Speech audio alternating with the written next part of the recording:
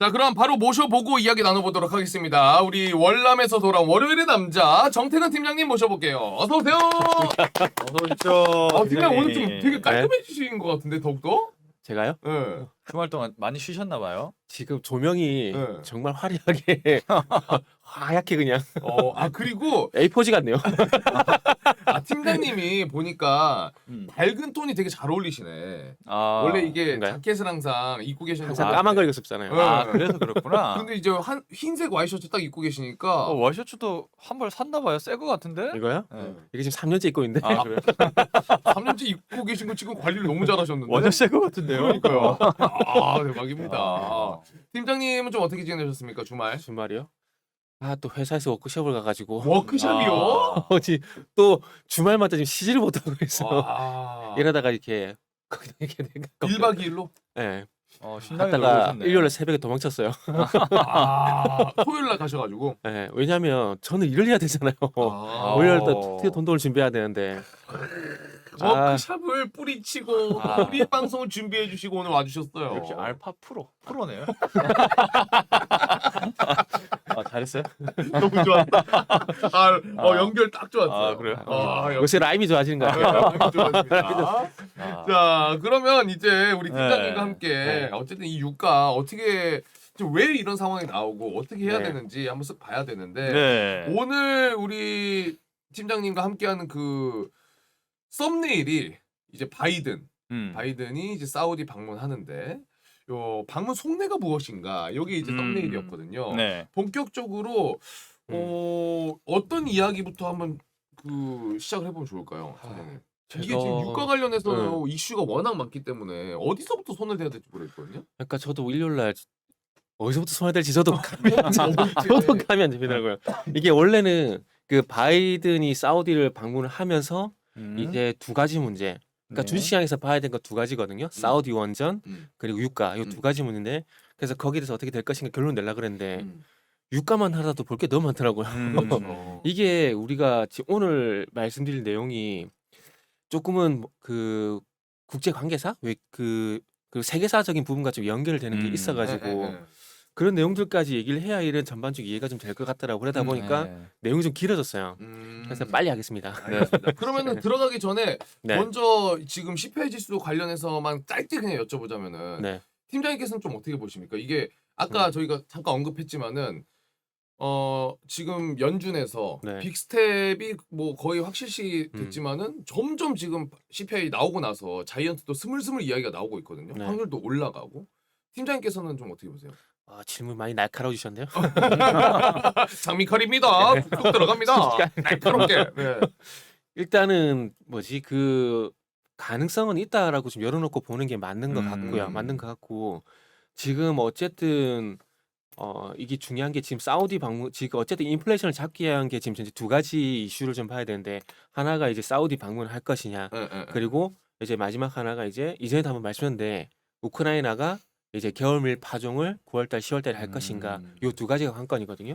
결국 이 지금 공급난 문제가 되고 있는 것들이 이제 곡물 관련된 이런 것들 그러니까 식량 문제 네. 그리고 이제 아시겠지만 이제 뭐 에너지 자원 천연가스라든지 이런 것들 에너지 자원 이 두 가지 문제거든요. 네. 근데 이 두 가지 문제를 해결하기 위해서는 결국 사우디 방문과 그리고 겨울밀 파종 이런 부분들이 상당히 중요하다는 거죠. 그래서 저는 개인적으로 우크라이나한테 정말 미안하지만 지난번에도 말씀드렸지만은 빨리 오데사를 러시아가 점령하고 끝이 났으면 좋겠어요. 어차피 지금 동부 지역은 뉴스에 잘 안 나오는데 러시아가 다 점령이 된 상황이에요. 네. 그렇기 때문에 지금 어찌 보면 우크라이나가 마지막 발악을 하고 있는 상황인 거고 네. 또 바이든이 또 얍삽하게 또 우크라이나를 비난하는 또 얘기를 했더라고요. 네. 그러니까 이제 우크라이나에서 발을 빼겠다는 얘기인 거예요. 네. 그게 점점 길어지다 보니까. 그래서 이제 우크라이나가 점점 불리해지는 상황이 된 거고 러시아가 그쪽으로 이제 점령을 그냥 해가지고 차라리 협상을 하는 게 낫지 않을까 생각이 들더라고요. 차라리. 그래서, 예. 그러면은 일단 지금 지금 6월 16일인가 지금 발표하죠? 뭐가요? 그 금리 인상 관련해 가지고 연준에서. FOMC? 네, FOMC. 지금 그때는 뭐 빅스텝이 아무래도 이제 될 거고 그때 이제 발언 자체가 금리 인상을 하면서 이제 이 다음을 어떻게 할 건지 언급을 하긴 할 거란 말이죠. 네네. 바이든이 일단 백악관으로 불렀다라는 게 어떤 무언의 압박을 준 건데 파월이 아직까지 거기에 대해서 어떤 얘기도 안 하고 있는 상황이에요. 그렇기 때문에 아직까지는 0.5% 한다라고 보는 거고 네. 이후에 파월이 어떤 얘기를 할지에 대한 부분도 좀 지켜봐야 될 것 같아요. 일단은 지켜봐야 네, 된다. 그렇죠. 이게 어떻게 뭐 자이언트 할 것 같다. 아니면 음. 무조건 빅스텝으로 간다라고 하기에는 지금 워낙 변동성이 크기 때문에 이것저것 살펴봐야 될 것도 많고. 그러니까 지금 결정적으로 빅스텝으로 갈 수밖에 없는 상황이 계속 만들어지고 있는 거죠. 네. 그러니까 만들어지고 있는데 결국 금리는 누가 결정하면 파월이 결정할 거거든요. 그렇죠. 근데 파월이 어쨌든 별 얘기를 안 하고 있는 상황이기 때문에 네. 이 파월이 무슨 얘기 하기 전까지는 뭐 한다 안 한다 이렇게 판단하는 것은 조금 뒤로 미뤄도 되지 않을까라는 말씀을 좀 드리고 싶고요. 네, 자 그러면은 어쨌든 지금 아까 말씀해주셨던 것처럼 오늘 이제 가장 중요한 건 네. 인플레를 잡기 위해서는 유가가 음. 잡혀야 되는데 바이든이 사우디를 이제 가기로 했어요. 이제 가야죠. 네, 또 가야 되는 것도 사실 네, 맞고. 가야죠. 근데 이게 오늘 준비해주신 내용 보고 저도 이제 살펴보니까 미국이랑 사우디가 굉장히 이제 좋은 상황이 아니더만요. 네네네네. 관계가 굉장히 안 좋더만요. 되게 안 좋아요. 네. 바이든 들어와서 예전에 그 오바마 대통령 때도 많이 안 좋았어요. 많이 안 좋았어요. 이게 참 희한하게 민주당 쪽이 대통령이 되게 되면 이상하게 조금 이제 국제적으로 이렇게 엇갈리는 부분이 있고 또 뭐 그렇다고 해서 뭐 미국의 보수당이 다 잘한다라고 보기는 힘들겠지만 이게 어느 당이 집권을 하냐에 따라서 국제 정세라는 지름이 많이 바뀌기 때문에 그래서 우리가 주식시장을 보실 때 미국 대통령도 어느 쪽이 되냐 그것도 보는 게 상당히 중요하다라는 말씀 드리면서 네. 일단은 저도 소비자 물가지수 먼저 말씀을 드리면서 시작을 좀 할게요. 예. 저 아까 전에 전년 대비해서 한번 그 얘기가 나왔었는데 음. 지금 어쨌든 전년 대비 8.6%인데 전년 대비도 굉장히 중요한데 지금 시장에서 민감하게 반응을 하는 건 제가 개인적으로 볼 때는 전년 대비보다는 전월 대비. 전월 네. 대비. 그러니까 지금 지난 4월 달 같은 경우는 0.3%였고 이번에 0.7% 예상을 했거든요. 네. 예. 근데 1%예요. 음. 그러니까 전달 대비 물가가 1년에 1%가 올라간 게 아니라 한 달 만에 물가 1%가 올라가 버리 된 거예요. 네네. 그러면 이거 아까 전에 휘발유 얘기가 잠시 나왔지만 이 휘발유라는 이 에너지 가격에 왜요? 왜 이렇게 왜? 휘발유를 왜 이렇게 무섭게 해? 왜요? 약간 욕처럼 들리죠. 정확한 거 아니죠? 네, 약간 저도 약간 놀랐는데. 네. 아 에너지 가격이라 나중에 올라오면 저도 봐야겠네. 저는 이해를 못해. 이런 휘발유 그런 심정이긴 합니다. 사실 네. 올라서. 네. 그래서 1%면은 이런 에너지 가격에 영향이 상당히 크거든요. 그렇기 때문에 이게 상당히 심각하게 본 거죠. 그래서 이번에도 이 시장이 큰 폭으로 흔들렸던 것, 그러니까 자이언트 스텝에 이게 나왔던 것들이 전년 동기 대비가 아니라 전월 대비 0.7%면은 또 이게 물가 상승폭이 커지는구나. 그래서 얘기가 나왔던 거거든요. 네. 그래서 참고 삼아 말씀을 좀 드리면 그 미국 운전자 협회에서 발표를 한 이 휘발유 평균 가격, 평균 가격을 한번 볼 건데 지금 가격이 엄청나게 비싸요. 엄청나게 비싼데 지금 요거 화면 좀 같이 보시면 네. 지금 미국 전국적으로 봤을 때 지금 거의 다 $5를 다 넘어가고 있어요. 1갤런당 $5가 다 넘어가고 있는 상황이고 네. 지금 특히나 그 캘리포니아 같은 경우는 물가가 상당히 비싸요. 네. 근데 거기는 이미 $6가 넘은 상황이거든요. 그리고 실제로 나오더라고요. 사진에. 네, 넘은 상황인데 지금 $5면은 이게 그 원화로 일단 어느 정도가 되는 거냐면 1갤런이 3.78리터, 3.785리터 등 정확하게 말씀드리면 네. 그러니까 3.78리터 정도 되는데 이거를 이제 지난주 금요일 환율 1,268원 네. 요거에 감안을 해보게 되면은 이제 리터당 1,677원이 되는 거예요. 네. 1677원. 뭐 우리나라보다 아직 낮긴 하지만 그럼에도 불구하고 아시겠죠? 미국 차들이 되게 크잖아요. 네. 그렇죠. 연비가 안 좋아요. 이게 상당히 쥐약인 거죠. 그리고 이제 캘리포니아 $6를 상회했다고 말씀했는데 요거 기준으로 보게 되면은 2,000원이 넘어가는 거예요. 근데 아침에 또 보니까 그 휘발유하고 경유가 지금 미국이 6.8달러가 또 넘어갔더라고요. 이제 $7가 거의 목전에 있는 상황인데 네. 이렇게 되면 우리나라보다 미국이 휘발유하고 경유가 더 비싸지게 되는 거죠.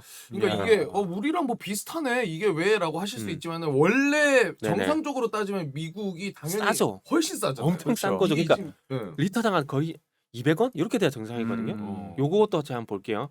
지금은 어쨌든 말씀드렸듯이 뭐 그 2,000원에 육박을 하고 있는 상황인데 요게 미국의 기름값이 쌀 때 와. 여기 보시면은 경유가 1.35달러거든요. 와. 근데 조금 1.35. 네, 지금은 경유가 얼마야? 5.82달러예요. 와 엄청나네요 진짜. 1.35달러. 와. 이게 리터당 233원이에요. 예. 그러니까 미국 기름값이 엄청나게 싼 거죠. 그렇죠. 그러니까 미국 원래 이렇게 돼야 정상인 거예요. 예. 정상인 건데 최근에 그만큼 에너지 가격이 많이 올랐다라는 거, 이렇게 5달러까지 갔다라는 거 자체가. 그러니까 생각해 보세요. 일단 디젤을 1달러 여타가 5.85달러가 됐어요.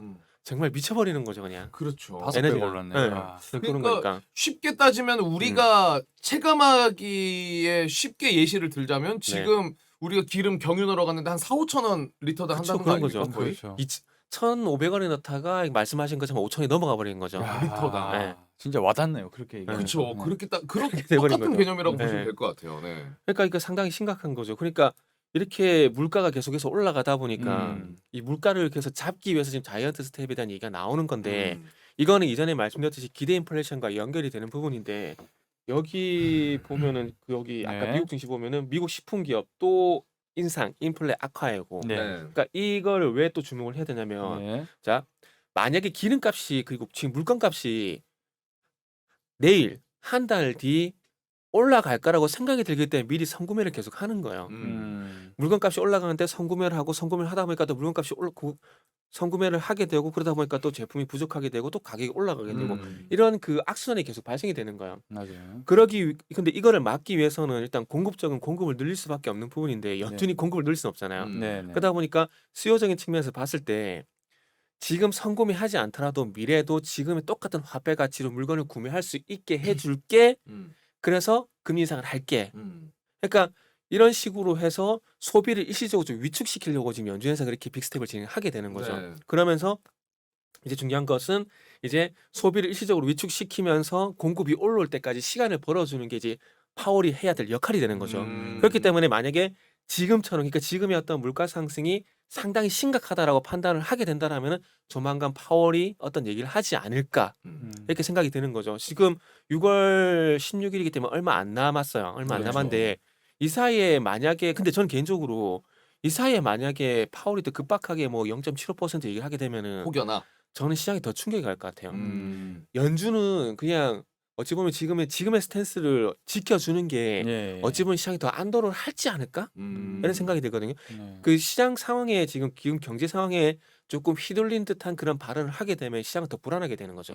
그게 아니라 파월이 그냥 0.5% 지금까지 한다 그랬던 것처럼 그게 밀고 나가게 되면은 지금 월가라든지 상황은 안 좋긴 하지만 그럼에도 불구하고 연준에서 판단하기에 그래도 안정적으로 보는구나라고 이렇게 시장에서 안도를 할 수가 있다라는 거죠. 그렇기 때문에 어찌 보면은 어쨌든 이번까지는 그러니까 다음에 인상을 하더라도 이번까지는 그냥 0.5% 하고 한 번 더 지켜보겠다라고 하면은 또 그래도 안정을 찾지 않을까 그런 말씀을 좀 드리고 싶네요. 네.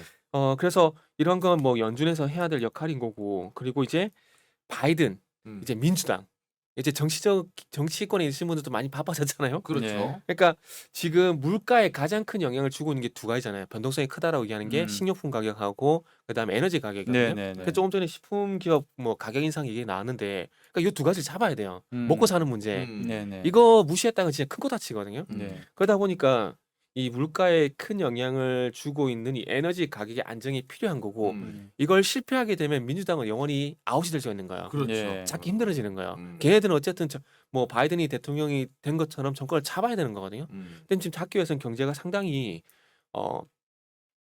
이 잡아야 되는 어떤 그런 그 중요한 시점에서. 네, 중요한 시점이 돼버린 거죠. 그래서 네. 이 에너지 가격, 식료품은 어쨌든 뭐 곡물 가격 이거는 이제 우크라이나 쪽으로 어찌 볼 수밖에 없는 부분이고 네. 이제 에너지를 가격을 좀 잡기 위해서는 국제 유가가 이제 안정을 찾아야 된다는 거죠. 그렇죠. 네. 그러니까 그 역할을 이제 바이든이 해내냐 해결사 역할을 해야 돼요. 네, 무조건 해야 돼요. 못해느냐에 네. 따라서 지금 이 또 음. 민주당도 네. 어떻게 될지 음. 다음 대선도 또 귀추가 주목되고 있는 건데 그걸 못 하게 되면 이번 10월달 중간 선거 같은 경우에 이제 우리나라처럼 이렇게 완전 뒤집힐 가능성이 높아지게 되는 거죠. 사실 지금 네. 분위기도 중간 선거는 거의 쉽지 않을 지는 거. 분위기예요. 예. 네. 그렇죠. 지는 분위기고 이제 민주당 내에서도 바이든은 안 된다. 예, 이런 그러니까. 분위기예요. 그러니까 거의 팽당할 분위기예요 지금. 예. 그렇기 때문에 입지가 상당히 많이 좁아졌죠 맞습니다. 지금. 네. 자, 지금 스테스님도 미국에 있는 지인도 힘들어 하신다고. 근데 네. 그럴 수밖에 없으실 것 같아요, 진짜. 저희가 지금 뭐 우리나라에서 뉴스로만 이렇게 봐도 와 이거 어떡하냐 하는데 실제로 거기 겪고 계시면 힘들어 하실 수밖에 없을 것 같고 네. 오엔지님은 파월 아저씨도 입을 좀 조용히 해주면 좋겠다고 하시는데 그리고 SSGG님도 몸 파월 역사상 최악의 비전문가 아마추어 취급인데, 그러니까 파월이 이렇게 우리도 그렇지만은 그 미국에서도 네. 신뢰도가 많이 떨어지고 있는 거는 좀 어느 정도 이야기 나오는 아니 것 그럴 같아요. 수밖에 없는 게 트럼프 때는 트럼프가 와가지고 막 이래라 저래라 간섭하지. 그리고 바이든 들어오니까 또 바이든도 이래라 저래라. 아니 불러가지고 이렇게 뭐라 하니까 파월 입지가 너무 좁아진 거야. 맞아요. 그러다 네. 보니까 파월 어찌 보면은 금융적인 대통령인 거거든요. 네. 네. 아시겠지만은 정치의 수도는 워싱턴이고 금융의 수도는 뉴욕인 거잖아요. 네. 그래서 이게 좀 많이 분리가 된 상황이거든요. 근데 최근 와서 이게 너무 이게 위럴 관계가 있다 보니까 그러니까 파월이 어떤 입지가 많이 좁아지게 된 거고 저 최악의 비전문가 얘기가 나오는 게 아닌가라는 생각이 좀 들어요. 네, 맞습니다. 자, 그러면 이 국제 유가를 어쨌든 바이든이 네. 어떻게 좀 해결을 할 수 있을까라는 거를 이제 많이 주목하고 있는데, 그 중심에 있는 게 이제 사우디랑 어떻게 관계 회복을 하느냐. 그러니까 이 죄송합니다. 왜? 왜냐면은 이제 지금 오펙에서 계속 증산 뭐 네. 하고 하지만 이게 실질적인 영향이 없다 보니까 음. 사실 이제 사우디는 영향력이 분명히 있을 거란 말이죠. 사우디에서 증산을 하느냐 마느냐에 따라서. 근데 지금 안 하고 있으니까 바이든이 가서 이 사우디한테 너네 좀 이렇게 증산을 이제 좀 이렇게 해서 네네. 국제유가를 좀 낮춰야 되지 않겠냐. 너네 좀 힘 좀 써줘라. 해서 사우디가 오케이 전반적으로 힘드니까 우리가 한번 힘써 보겠습니다 하면 좋은데, 미국이랑 사이가 굉장히 지금 네, 틀어져 지금 있는 안 관계이기 좋아요. 때문에 사우디가 지금 여기서 이걸 계기로 우리 힘을 좀 빡 키워보고 우리도 좀 이거 거들먹 대보자 이런 입장이 있는 것 같거든요. 이거 어떻게 달래느냐에 또 문제인 것 같은데. 어떻게 그렇죠. 봐요? 그 사우디와 관계 개선이 지금은 미국 입장에서 가장 중요한 거죠. 어쨌든 이 원유라는 게 중동에서 공급되는 게 상당히 많은데 네. 그리고 지금 미국이 그나마 친한 국가가 사우디예요. 음. 그러다 보니까 사우디 쪽으로 계속 얘기를 할 수밖에 없는 상황인 거죠. 지금 국제유가가 좀 안정을 찾기 위해서는 두 가지 방법밖에 없는 상황인데 네. 하나는 미국 내에서 셰일 오일을 증산을 하든지 아니면은 방금 말씀하셨듯이 사우디와 같은 오펙 국가들이 증산에 나선지 이 두 가지 방법밖에 없는 상황이거든요. 네. 근데 지금 미국 내에서 셰일 오일 증산은 쉽지가 않아요. 왜냐하면은 결론적으로 이 셰일 업체들이 미국 정부 협조를 안 하고 있는 상황이에요. 아. 근데 이 협조를 안 하는 것도 이 셰일 업체들이 바이든이 정권을 잡게 되면서 마음이 완전 그러니까 심상했어요. 심이 완전 상해버린 거죠. 그러다 보니까 이제 뭐 비협조적으로 나오고 있는 상황이고, 그러다 보니까 그 미국 내에서는 또 증산을 거부하고 있는 상황인 거죠. 아. 그래서 세 가지 얘기를 하고 있는 상황이에요. 그 채굴 장비, 우리가 지금 아시겠지만 철강석 가격이 올라가다 보니까 채광 제품이 올라가게 되고 이게 자동차에 조선적 영향을 주고 있잖아요. 그러니까 지금 근데 그 셰일 업체도 마찬가지 채굴 장비가 아시겠지만 이게 철강 제품이잖아요. 네네. 그래서 철강석 가격이 많이 올라갔잖아요. 음. 그러다 보니까 이 채굴 채굴 장비를 구매하는 비용이 또 올라가게 된 거예요. 아. 거기다가 이 채굴 장비뿐만 아니라 거기에 대한 부품 조달, 부품 같은 경우도 가격이 올라가고 현재 조달이 쉽지가 않은 상황인 거죠. 거기다가 이제 공짜로 돈을 뿌리다 보니까 일을 안 해도 돈을 주잖아요. 그렇죠. 네. 그러니까 구인난, 인력난도 같이 발생이 되는 거야. 그러니까 셰일 업체들 같은 경우는 이런 문제들이 있는 상황인 거고, 그리고 또 기업 내부로 봤을 때 주주들이 반대를 해요. 성장보다는 수익성. 차라리 돈 벌어서 우리한테 배당을 해달라. 아. 자사주 매입해달라. 네. 이런 요구를 하고 있는 거예요. 그거 무시할 수도 없는 입장이고. 그렇죠. 네. 미국 같은 경우는 이 주주들 입김이 상당히 세거든요. 그 엄마들 치맛바람 센 것처럼 상당히 미국은 또 주주들 입김이 상당히 센데 그거를 무시를 할 수가 없다라는 거죠. 그런데 그 이전에 바이든이 조금 미국의 그 셰일 기업들의 조금 마음을 상해하는 일이 조금은 있었어요. 이것도 얘기를 조금만 썰을 풀자면은 이게 2020년 3월로 돌아가야 되는데 결국 이것도 노드스트림 2 문제거든요. 말씀드리면 노드스트림 2에 대했던 그 노이즈가 계속 지속이 되다 보니까 러시아가 오펙에서 빠져나가 버린 거야. 아. 빠져나가 버린 거야. 네네네. 그래서 그때 당시 아시겠지만은 코로나를 가지고 수요가 줄어들다 보니까 네. 그러면 이 유가가 이제 떨어지는 걸 방지하기 위해서 우리가 감산을 해야 된다 했는데 러시아가 나가버린 거예요.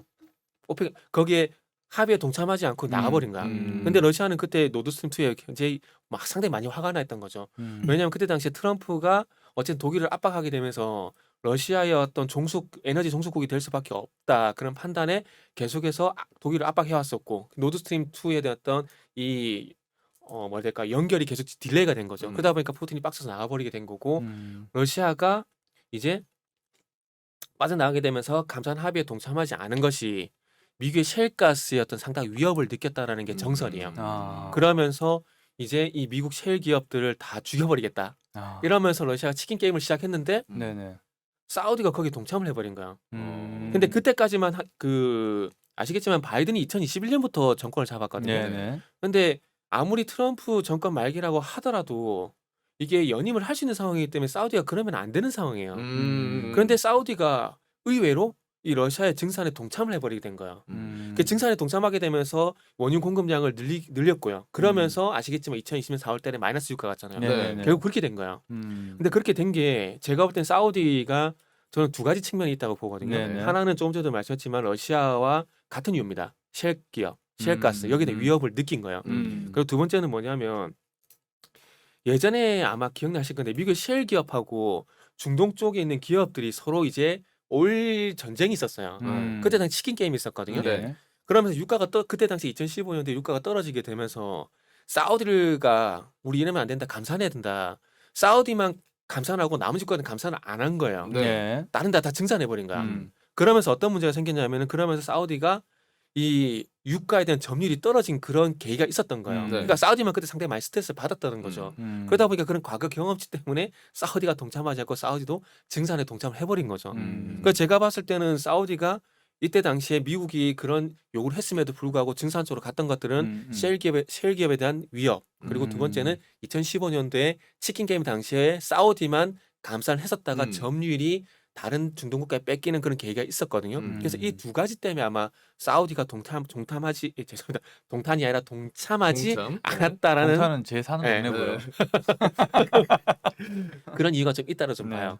그러면서 이제 유가가 폭락을 하게 되면서 어떤 현상이 있었냐면은 요 화면 같이 볼게요. 예. 이러면서 미국의 셰일 기업들이 줄도산을 했어요. 음. 그러니까 러시아와 사우디의 증산 작전이 치킨 게임에 먹혀 들어가게 된 거죠. 사우디 같은 경우는 이게 그 원가를 한 4달러 정도 얘기하는 것도 많아요. 거기다가 이제 왕족들 프리미엄을 붙여가지고 뭐 원가가 10달러, 20달러 얘기한 곳이 많거든요.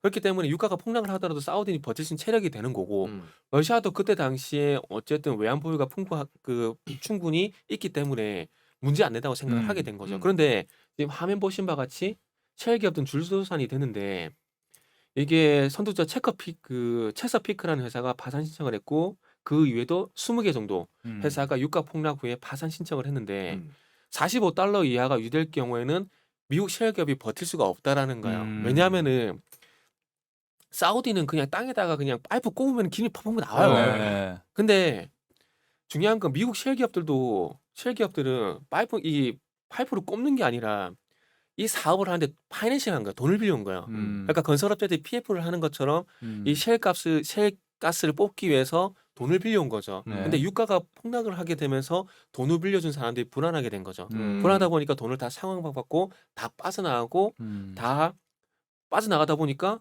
이 셰일 기업들은 부도나고 파산이 날 수밖에 없는 거예요. 그래서 그때 당시에 금융 해칭을 해놓은 기업들은 살아남았던 거고 그걸 안 한 기업들은 거의 다 파산을 하게 되면서 이제 미국 내 공급량이 줄어들 수밖에 없는 그런 상황이 된 거죠. 그러니까 그때 당시에 2020년 4월 달에 마이너스 유가가 가게 되면서 1차적으로 러시아와 사우디의 치킨 게임이 이제 승자로 끝이 나게 된 거죠. 야, 이거 완전 뭐 석유 전문가시네. 그러니까 정석유님. 그러면서 죄송합니다. 아직 안 끝났어요. 그러면서 어떤 현상이 됐냐면 미국의 셰일 기업들이 파산이 일어나다 보니까 이제 러시아와 사우디가 어떤 작전을 썼냐면은 네. 이제 기름값이 올리기 시작한 거예요. 점점.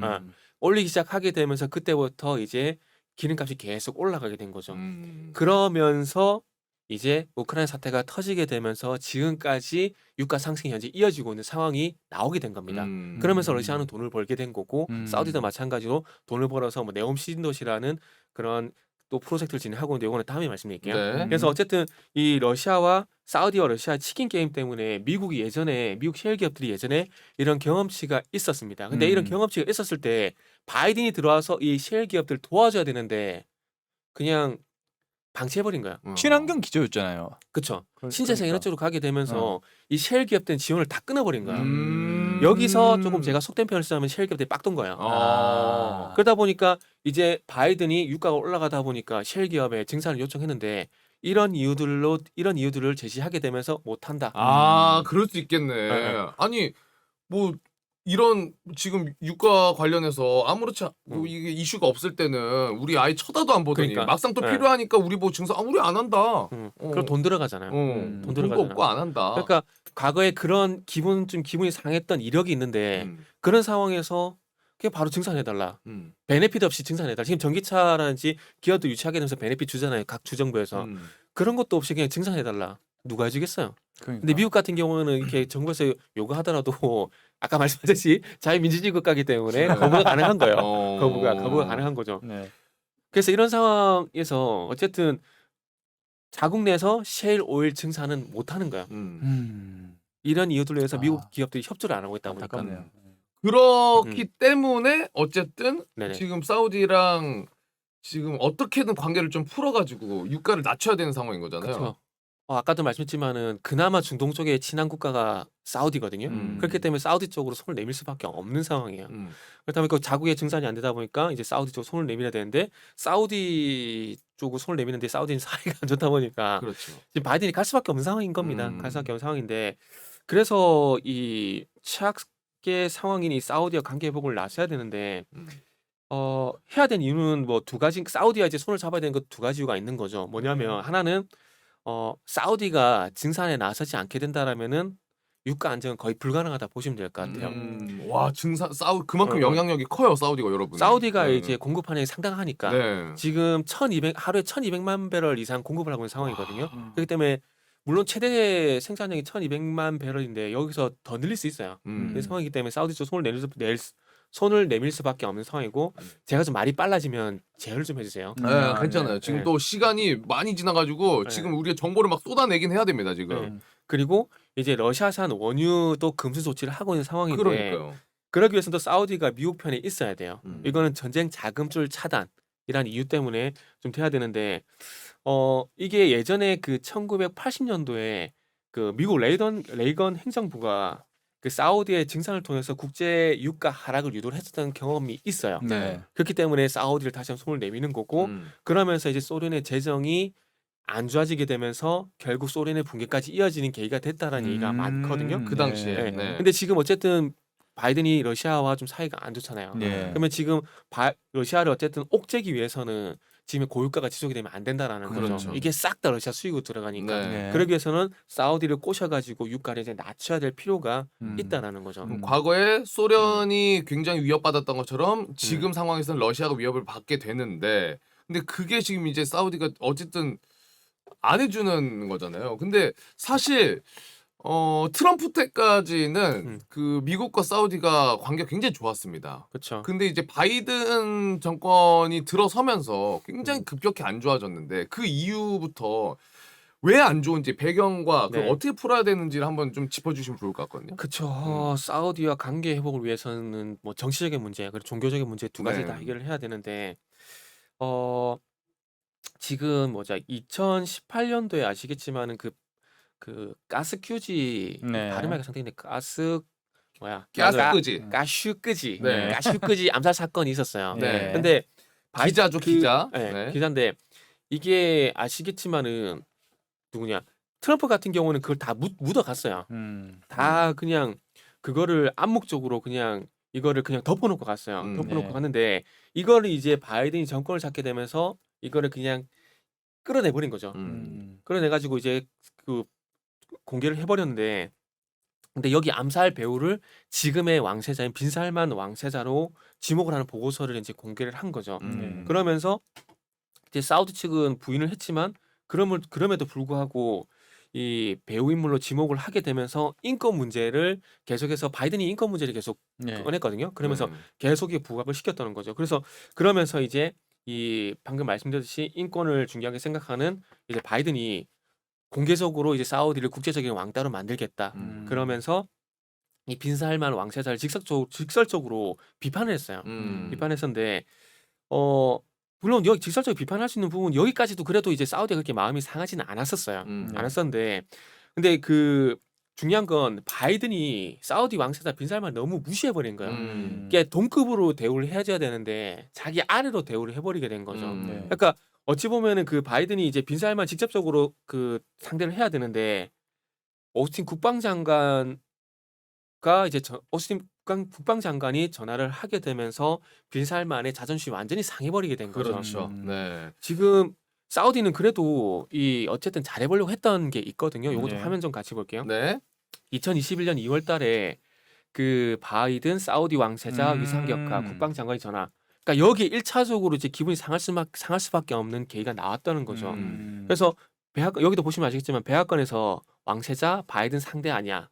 이 얘기를 한 지 하루 만에 이제 그 국방장관이 이제 왕세자한테 전화를 한 거죠. 그러니까 왕세자 입장에서 기분이 좀 상할 수가 있는 거죠. 근데 그럼에도 불구하고 사우디 왕세자 같은 경우에는 이제 화면 보시면 아시겠지만 4월 달에 바이든 정부와 90% 정도 의견이 일치한다고 주장을 했거든요. 그러니까 이때까지도 어쨌든 잘해보려고 했었던 게 있었던 거예요. 그러네요. 네. 김상현이 생각보다. 예, 있었는데 결정적으로 이제 완전히 확 돌아서지 아이고 이건 다음 봐야 되는데 네. 확 돌아선 계기가 뭐냐면은 작년 그러니까 4월 달에 이런 일이 있었고 그리고 이제 이렇게 이제 관계 개선을 하려고 노력이 있었는데 네. 7월 달에 그 빈살만 왕세자의 동생이 미국으로 날아갔어요. 네. 그리고 날아가가지고 그 사우디 방공 시스템 이거는 이제 국방 문제인데 방공 시스템 개선 문제를 논의하기 위해서 면담 요청을 했는데 오스틴 국방장관이 난색을 표명한 거예요. 못하겠다. 그게 계속 핑계를 대게 되면서 네네. 못하겠다고 이게 계속해서 피하는 거예요. 음. 여기서 이제 할리드 왕자가 격분을 하게 된 거고 그러면서 이제 빈살만 왕세자 같은 경우도 완전히 그냥 심상해 버린 거죠. 완전히 속대표는 빡 돌아버린 거죠. 그러면서 이제 그 이후에 이걸 좀 달래기 위해서 오스틴 국방장관이 그 사우디로 날아가기로 했었는데 이제 자국 방문을 이제 취소시켜 버린 거죠. 오지 마라.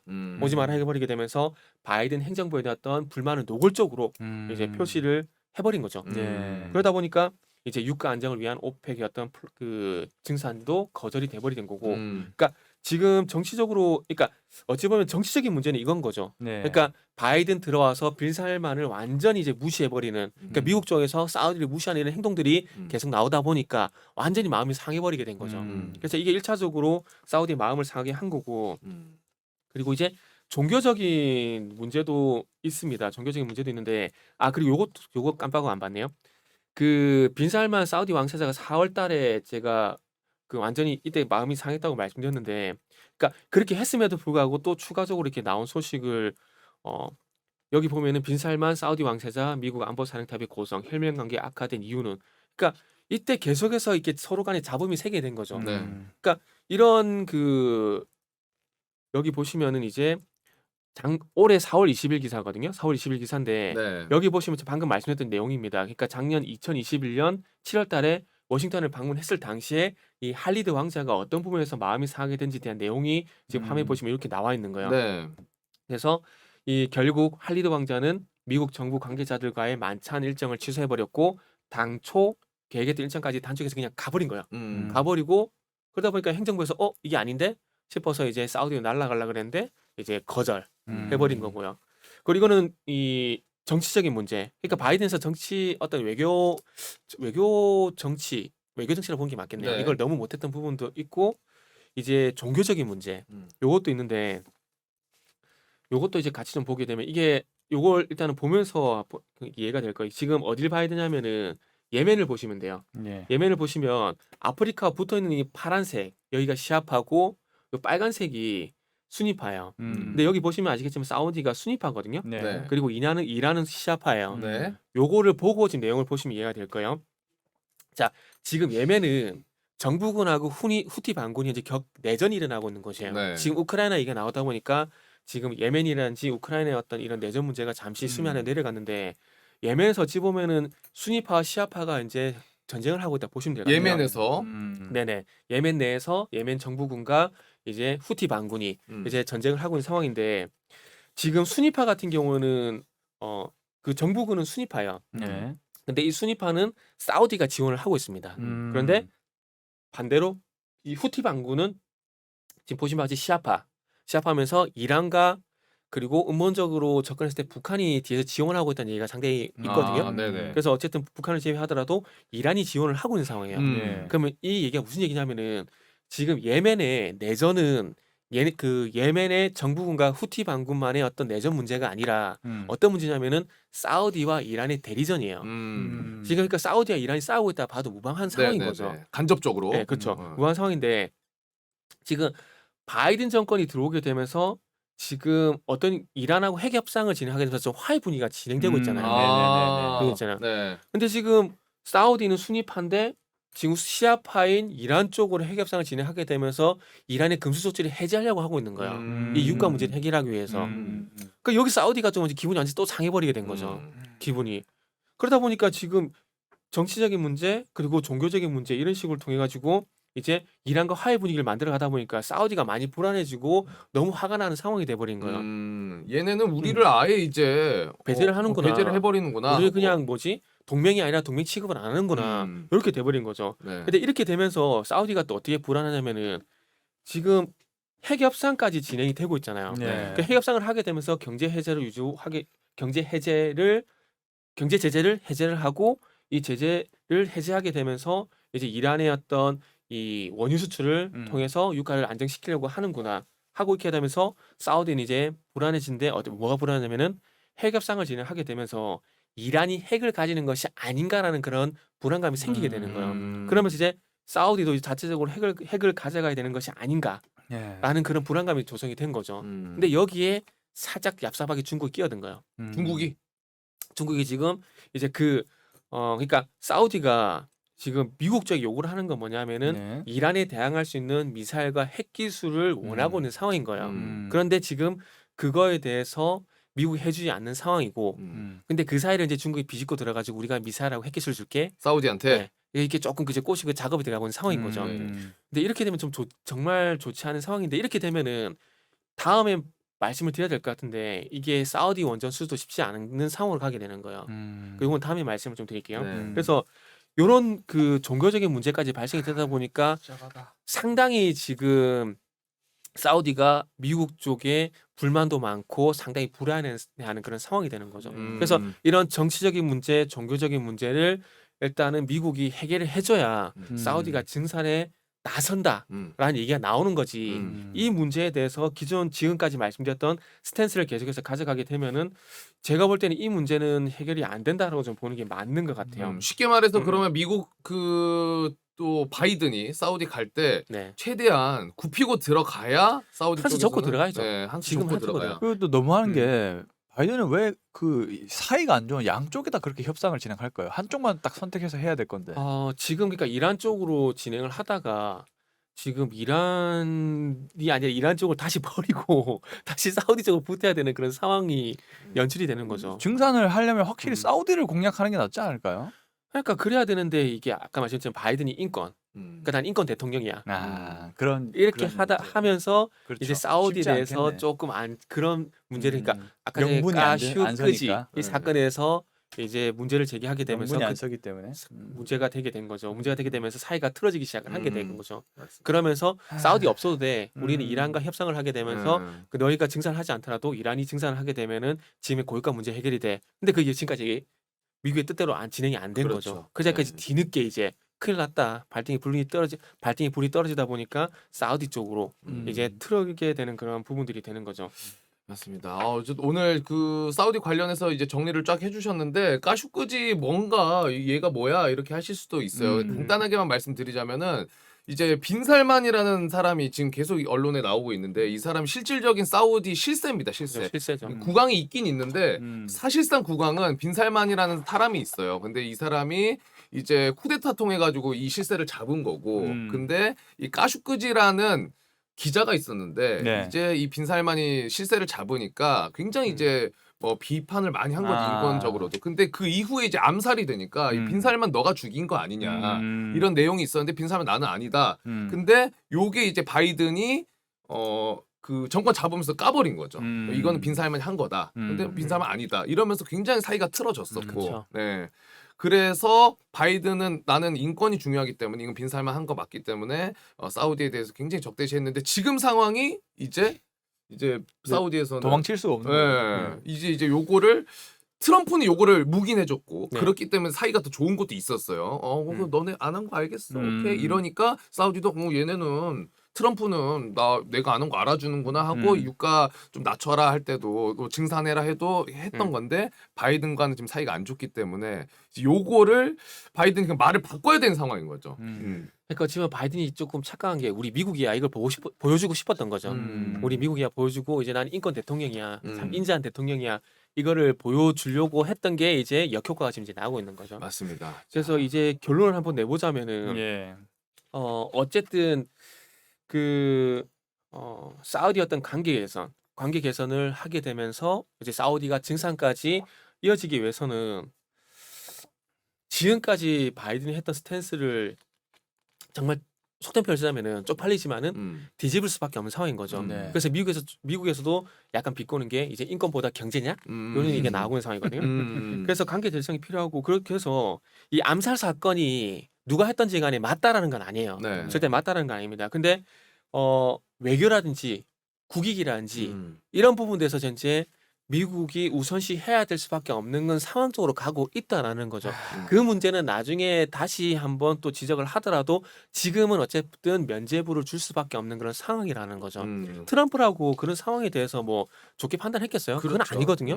그런데 트럼프는 묵인을 해줬어요. 완전 비즈니스맨이니까. 네. 트럼프 면제를 해줬어요. 근데 그 왜 면제를 해줬냐면은 트럼프 다 이유가 있었어요.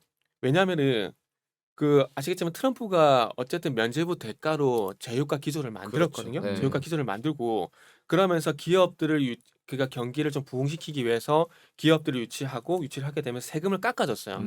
세금을 깎아주게 되면 재정 적자가 늘어난다는 거거든요. 그러면 이 재정 적자를 줄이기 위해서 어떻게 하냐면 달러를 또 계속 찍어내야 돼요. 그러면 달러를 계속 찍어내게 되면 어떤 문제가 발생됩니까? 화폐 가치가 떨어지게 되면서 인플레이션이 갈 수밖에 없는 상황이 올라갈 수밖에 없는 상황이잖아요. 네. 근데 그걸 어떤 식으로 커버를 했냐면은 저유가로 커버를 한 거예요. 네. 그러다 보니까 인플레이션 문제가 안 도드라졌던 네. 거예요. 그러면서 이제 트럼프가 하려고 했던 게 뭐냐면은 자국 내에서 셰일가스가 나오잖아요. 이거를 수출할 수 있는 인프라를 만들 때까지 이제 트럼프는 시간을 벌려고 했던 거예요. 그러니까 사우디가 맞다라는 게 아니라 어쨌든 계속 에너지를 어디냐면 중동에 휘둘릴 수 없으니까 우리가 이거를 수출하게 되면서 어쨌든 중동에 좀 휘둘리지 않기 위해서 셰일가스 수출 인프라를 이제 만들 때까지 시간을 계속 벌려고 했던 거죠.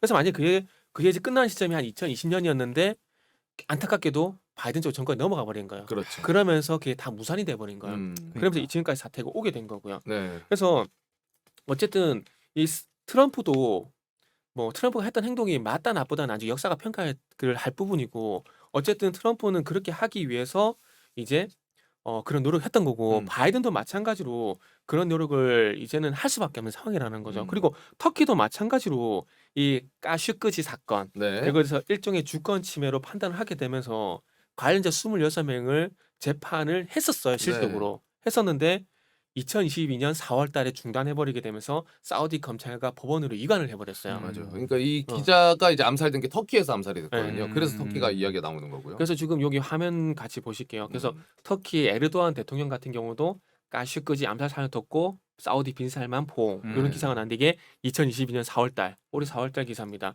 근데 이렇게 할 수밖에 없는 게 지금 그 터키도 인플레이션 문제라든지 무역 수지 악화 문제가 상당히 심각해요. 그러니까 거기다 또 돌파구를 좀 만들어가기 위해서 이제 에너지라든지 식량 안보라든지 뭐 방위 금융 이런 부분들을 사우디가 손을 잡게 되면서 어쨌든 이 인플레이션 좀 잡기 위해서 네. 어쨌든 인플레이션의 끝판대장은 아시겠지만 결국 유가거든요. 그렇죠. 네. 그래서 그 유가를 잡기 위해서 결국 터키도 그래서 터키가 뭐 이거를 화면을 그 방송을 보시면서 터키가 잘했다 못했다 뭐 감론을박이 있을 수 있거든요. 네. 그래서 나쁘다는 입장에서 보게 되면 맞아요.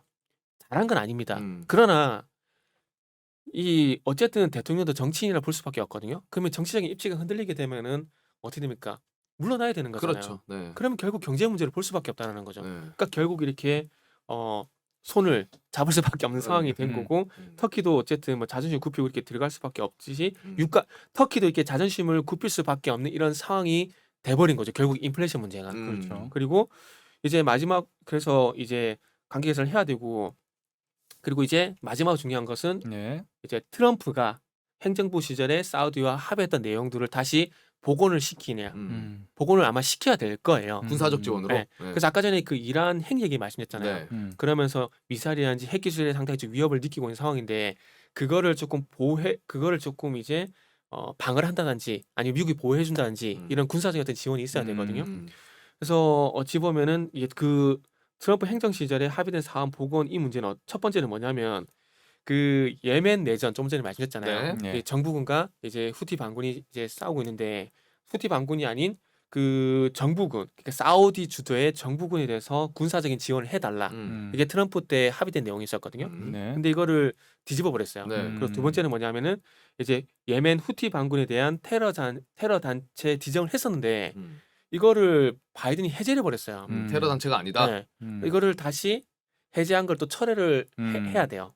그리고 마지막 세 번째 사우디한지 UAE 같은 경우에 GBU 다시 39 정밀 유도탄이라든지 F-35에 대한 수출 재개. 그러니까 군사적으로 봤을 때는 이런 부분들을 이제 재개를 해줘야 이제 아무래도 사우디가 마음을 열지 않을까. 기브 앤 테이크거든요. 그렇죠. 외교는 기브 앤 테이크예요. 음. 테이크 때문에 아마 그래서 지금 뭐 정리를 해드렸지만은 결국 결론은 정치적인 문제, 종교적인 문제, 군사적인 지원 이 부분에 대해서 어쨌든 사우디 손을 들어줘야 그래 사우디 우리 한번 증산해 볼게 라는 그런 상황이 만들 수밖에 없다라는 거죠. 그래서 이 문제를 해결하기 위해서 바이든은 어쨌든 사우디에 넘어가서 이 빈살만 왕세자를 그동안 내가 잘못했다 미안 내가 정말 미안하다 이번 한 번만 봐주라 대신에 내가 이렇게 지원해 줄 테니까 네. 증산만 좀 해줘 이 11대 중간 선거만 우리가 잘 되게 되면은 또 보상을 해줄게 이렇게 해서 어찌 보면 이렇게 이런 식으로 달릴 수밖에 없는 상황인 거죠. 맞습니다. 네. 그렇게 될 것 같은 느낌이 드는데요, 좀. 근데 여기서 이제 바이든의 자존심이 과연 얼마나 얘가 음. 자존심을 부리느냐에 따라서 좀 달라질 수 있을 것 같아요. 이제 음. 왜냐면 바이든 입장에서는 지금 빈살만을 만나러 가는 것도 자기는 굉장히 다른 대우라고 지금 민주당에서 생각하거든요. 그 가는 것 자체도 민주당에서 반발이 되게 많아요. 되게 네. 심해요 지금. 되게 심한 상황이거든요. 왜냐면은 이제 빈살만이 그 미국 그리고 바이든 안 좋아했던 이유가 바이든이 해결을 하러 가야지. 그 실질적으로 그 빈살만이 그 사우디에서 국방장관이에요. 근데 사실상 국왕 실세라고 했잖아요. 예, 넘버원이죠. 그렇죠. 넘버원인 거죠. 근데 트럼프는 그 넘버원 대접을 해줬어. 음. 근데 바이든은 얘가 너 국방장관이잖아. 국왕 따로 있고 그러니까 음. 그래서 아까 기사 보여주셨던 것처럼 네. 내가 바이든 내가 이제 정관 잡았으니까 음. 빈살만 너 내 인권도 마음에 안 들고 음. 넌 우리 국방장관이랑 따로 얘기해라. 나랑은 대화하지 말고 이렇게 하니까 그쵸. 이게 약간 그 속된 말로 아까 속이 말씀하신 빡친 거죠. 거 약간 속된 말로 머리가 빡친 돈 거죠. 근데 이제 지금 가는 것 자체도 바이든 입장에서는 오케이 내가 이제 너를 대접을 해주겠다. 근데 여기서 추가적으로 해야 되는 거는 지금 인권 문제 관련해서 그 암살했던 그것도 쓱 그죠. 면죄부를 주는 느낌을 줘야 되고 덮고 가야죠. 덮고 가야 되고 덮고 가야죠. 거기에 지금 군사적인 지원도 확실하게 이야기를 해줘야 되고 그런 부분들이 다 이루어져야 사우디 입장에서는 그동안의 앙금을 풀고 오케이 내가 증산을 좀 해보겠다 이렇게 될 그래서 건데 사우디에서 증산한다는 신호만 나오더라도 아마 유가는 크게 떨어질 가능성이 높아요. 그렇겠네요. 네. 그 신호만 나와도 네. 그래서 지금 얘기가 우리가 한 40분 50분 얘기를 했는데 네. 네. 그래서 결론은 어쨌든 이런 식으로 어쨌든 미국이 액션을 취해야 사우디가 어쨌든 증산에 나설 수 있는 상황이기 때문에 그렇게 된다 안 된다는 일단 저도 좀 지켜봐야 될 것 같아요. 이거는 지금까지 말씀드린 건 뭐 어쨌든 사우디 이런 사이가 안 좋았는데 이런 부분들을 달래기 위해서는 미국에서 이 정도 액션이 취해져야 된다.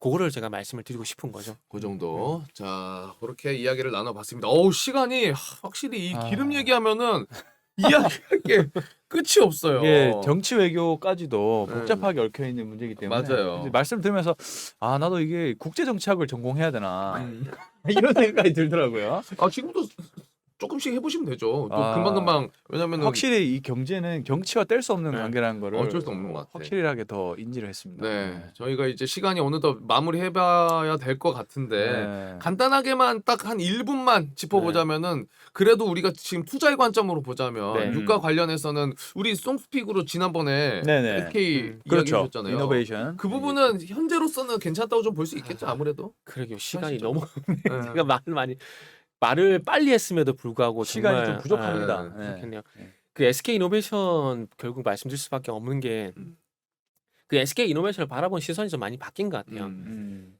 그 순수하게 어떤 그 정제 마진을 얘기하게 되면은 SO를 볼 수밖에 없거든요. 네. 네. 근데 너무 많이 띄웠어요. 네. 너무 많이 띄웠기 때문에 SK 이노베이션이 새롭게 좀 그 부각이 되고 온 상황이기 때문에 SK 정유주 내에서는 SK 이노베이션 좀 보는 게 좋을 것 같아요. 네. 이게 2분기 와서 왜 갑자기 정유 부분을 부각시킨지 모르겠는데 1분기 때 SK 이노베이션이 정유 실적 잘 나왔거든요. 네. 1조 6천억 기록하면서 전년 동기 대비 180% 성장했었어요. 근데 그때는 그때는 더 좋았는데 그때 안 보도 왜 갑자기 2분기 와서 보는지 참 이해가 안 되는데 어쨌든 주식시장은 항상 그런 게 있습니다. 그때 달라요. 네, 그래서 그때 달라요. 그래서 1분기 때는 물적 분할하고 배터리 쪽을 보다 보니까 정유 부분이 좀 부각이 안 됐었는데 네. 이제 뭐 또 유가 얘기 나오다 보니까 아마 또 이 정유 부분이 좀 부각이 되는 게 아닌가 그렇죠. 봐집니다. 그래서 어쨌든 SK 이노베이션 어떤 기관 외국인의 시선이 좀 바뀐 부분들이 있기 때문에 탑픽주로는 SL보다는 또 SK 이노베이션이 좀 더 낫다라는 네. 말씀드리도록 하겠습니다. 알겠습니다. 자 이렇게 해서 우리 정태근 팀장님과 함께 유가 네. 관련해서 쭉 A부터 Z까지 저희가 시간이 많이 부족해서 더욱더 이제 디테일하게 잡아주실 수 있는데 시간 안에 또 이제 다루다 보니까 그렇죠. 빠르게 좀 지나갔습니다. 지금 이제 개장이 됐죠. 네. 어떻습니까? 좀 제게 안 켜지네요. 우선은 하락이 좀 심하네요. 하락이? 코스닥이 한 2.43% 하락을 하고 있습니다. 근데 정유주는 상승할 줄 알았는데 SK이노베이션도 일단은 하락이네요. 마이너스 1%대. 양봉이긴 합니다만 마이너스 1%대 하락을 보이고 있습니다. 네, 자 저희가 이런 지금 전반적으로 봤을 때 사실 지켜봐야 되는 지금 기다려봐야 되는 상황들이 워낙 많기 때문에 그런 네. 것 때문에 증시도 지금 힘을 못 받지 않나라는 생각이 들긴 합니다. 근데 이럴 때 우리가 여러분들 좀 같이 대비하시고 공부하신다는 마음으로 준비하다 보면은 계속 이렇겠어요. 설마. 네, 저희가 뭐 시간이 얼마나 될지 모르겠지만 이 시간을 마냥 좌절하는 것보다는 어떻게 준비를 하느냐에 따라서 우리가 또 돈을 어떻게 벌 수 있고 또 어디에 투자를 할 수 있냐. 라는 가치관이 훨씬 올라갈 수 있지 않을까 생각합니다. 좋은 말씀이네요. 좋은 네. 얘기. 네. 야, 하락 종목 수가 1390 종목이네요. 코스닥이. 투심이 많이 안 좋네요. 네. 하여튼 뭐 지켜보는 마음으로 내일은 조금이나마 또 좋은 소식이 있지 않을까라는 기대감으로 일단 여기서 또 인사드리고 내일 또 찾아뵙도록 하겠습니다. 여러분들 네. 오늘만큼은 또 하나라도 기분 좋은 일 또 만들어 보시고 우리가 또 이 주식만 보고 사는 건 아니잖아요. 그렇죠. 네, 여러분들 또 다른 부분에 좋은 부분 날씨도 오늘 좀 좋을까 아닌가? 왜 뒤에 맑은데? 여러분들 저희 내일 그래도 밝은 모습으로 다시 또 찾아뵙도록 하겠습니다. 오늘 함께해 주신 정태근 팀장님 너무나 감사드리고요. 내일 아침 8시 여러분들과 함께 하겠습니다. 함께해 주신 여러분 대단히 고맙습니다. 감사합니다. 감사합니다.